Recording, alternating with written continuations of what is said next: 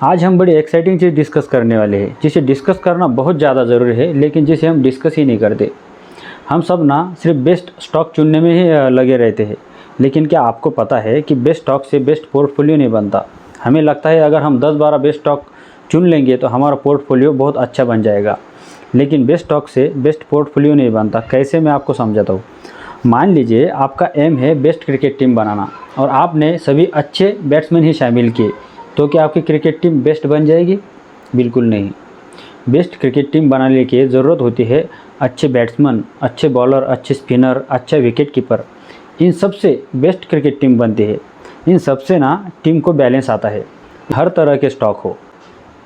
आज हम डिस्कस करेंगे कैसा आपका पोर्टफोलियो बेस्ट हो। This is Gajanan Pawar. शुरू करते हैं स्टॉक मैनिया।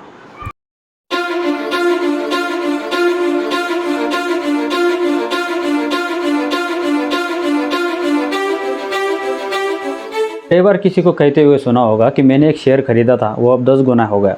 हमें लगता है यार इसे कितना कुछ आता है, इसने कितना पैसा कमाया होगा, लेकिन इससे ज़्यादा फ़र्क नहीं पड़ता। फ़र्क इससे पड़ता है कि भाई तूने शेयर में अपना कितना पैसा लगाया था, यानी अपने पोर्टफोलियो का कितना % आपने शेयर में लगाया था, इससे फ़र्क पड़ता है। अब उसने अगर 1 लाख रुपये में से सिर्फ 1000 रुपये उस पोर्टफोलियो में लगाए थे और अगर वो शेयर 10 गुना भी बढ़ गया तो उसके 1 लाख रुपये बढ़ के 1,10,000 ही हो गए। तो पोर्टफोलियो तो 10 ही % पड़ी और वो कहता फिरता है कि मेरे पैसे 10 गुना बढ़ गए। तो ये बहुत ज़रूरी है कि किस शेयर में कितना पैसा लगाना है, ये जानना। हमें ये नहीं पता कि किस शेयर में कितना पैसा लगाना है, तो अगर हम बहुत अच्छा शेयर भी ले लें जो 10 गुना भी बढ़ जाए, लेकिन आपने पैसा बहुत थोड़ा लगाया था, तो आपका फ़ायदा लिमिटेड ही हो जाएगा।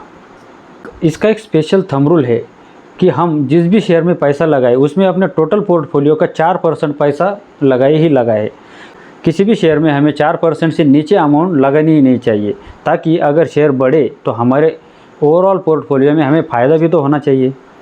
इसका एक अपर लिमिट भी है जो हम बाद में डिस्कस करेंगे। पहले ये जानना ज़रूरी है कि रिस्क कैसे बैलेंस करें। पोर्टफोलियो में रिस्क बैलेंस करना भी बहुत ज़रूरी है। अब मान लो आप चाहते हो फार्मा कंपनी में इन्वेस्ट करना, आपको लगता है कि फार्मा फील्ड में बहुत अच्छी ग्रोथ आने वाली है और आपने कंपनी पिक की वोकहार्ट, जो कि इमेजिनरी अच्छा स्टॉक है, और एक कंपनी पिक की मैनकाइंड फार्मा। दोनों भी अच्छे स्टॉक है, लेकिन दोनों ही आपके पोर्टफोलियो में आकर बुरे हो गए। पता नहीं कैसे, क्योंकि दोनों ही कंपनियां कैंसर की दवाइयाँ बनाती है।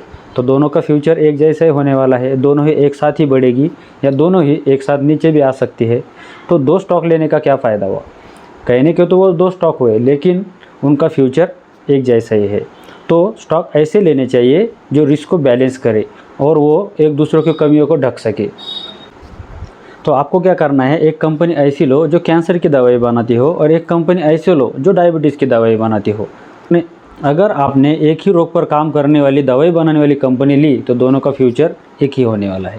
हम एक और गलती करते हैं, वो ये कि सिक्कों से कुआं भरने की कोशिश करना। हमने सुना हुआ होता है कि टोटल कैपिटल का 4% हमारा स्टॉक में होना चाहिए। तो हम क्या करते हैं, कोई स्टॉक अगर नीचे जाता है तो हम उसे और ख़रीद लेते हैं, वो अगर और नीचे जाता है तो और ख़रीदते हैं। हमें लगता है जैसे ही ये थोड़ा ऊपर जाएगा मैं अपना प्रॉफिट बुक करके निकल जाऊंगा, लेकिन वो शेयर ऊपर आता ही नहीं और हम अपना प्रॉफिट बुक ही नहीं कर पाते। तो प्लीज़ इस मोह में मत जाइए, उसे एवरेज करने के चक्कर में मत जाइए। आपसे एक बार गलती हो गई तो इसका मतलब ये नहीं कि आप उस गलती में दोबारा इन्वेस्ट करो। अगर आपको कंफर्म पता भी हो कि ये कंपनी फ्यूचर में बहुत ग्रोथ करेगी, ये अगर आपको गारंटी भी हो, तो भी किसी भी स्टॉक में अपने टोटल पोर्टफोलियो के 10% से ज़्यादा और 4% से कम इन्वेस्ट बिल्कुल नहीं करनी चाहिए। कोई भी एक्सपर्ट ही क्यों ना हो, उसका भी सक्सेस होने का चांस 60% ही होता है। वो भी 10 में से 4 स्टॉक गलत ही चुन लेता है। तो प्लीज़ ये थंब रूल याद रखिए। और अगर आपको लगता है कि अच्छे स्टॉक कहाँ से पिक करिए, अच्छे स्टॉक कैसे ढूंढे, तो इसके लिए बहुत सी वेबसाइट है, बहुत से ऐप्स है जिन पर से आप अच्छे स्टॉक पिक कर सकते हैं। आज के लिए बस इतना ही। मिलते हैं अगले वीडियो में नए टॉपिक पर। तब तक के लिए this is Gajanan Pawar signing off. Bye bye.